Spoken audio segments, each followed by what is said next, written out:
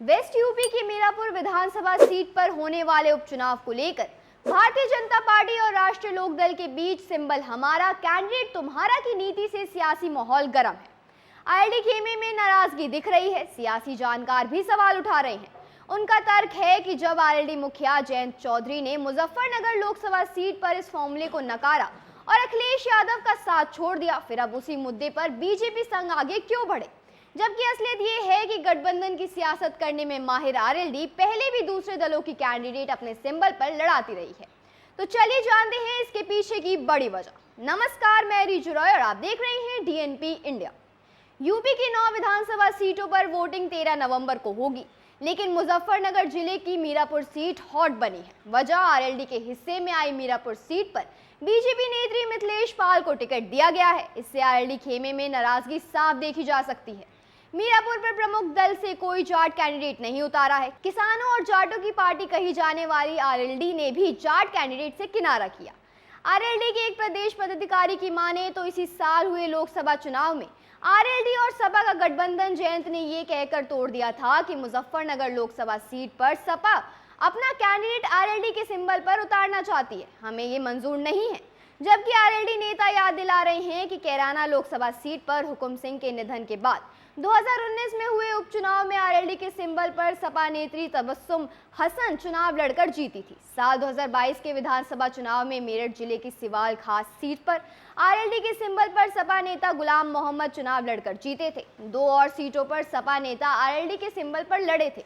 ऐसे में सवाल उठ रहे हैं कि फिर मुजफ्फरनगर में सपा नेता को आरएलडी के सिंबल पर लड़ाने में क्या गलत था। इस नेता का कहना है कि अगर अपने सिंबल पर दूसरे दल के नेता को नहीं लड़ाना है, फिर अब मीरापुर से बीजेपी नेत्री को क्यों लड़ाया जा रहा है। बता दें कि किसान नेता पुष्पेंद्र सिंह का भी कहना है कि जयंत ने बाहरी प्रत्याशी के मुद्दे पर इंडिया गठबंधन इसी साल छोड़ा था।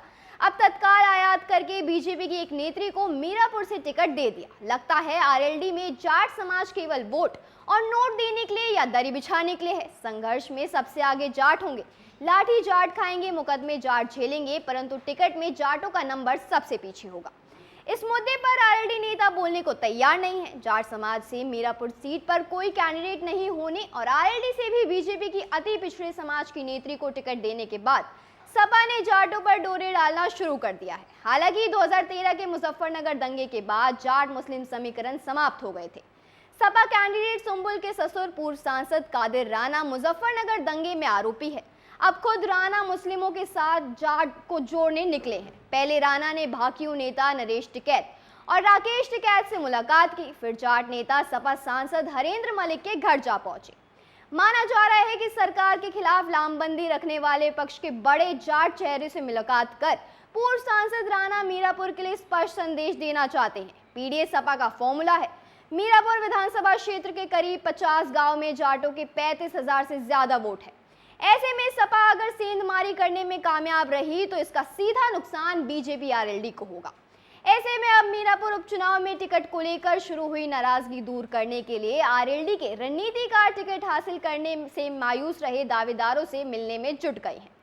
कैबिनेट मंत्री अनिल कुमार, शामली विधायक प्रसन्न चौधरी, क्षेत्रीय चेयरमैन योगेंद्र सिंह और जिला अध्यक्ष संदीप मलिक ने ऐसे लोगों से संवाद किया।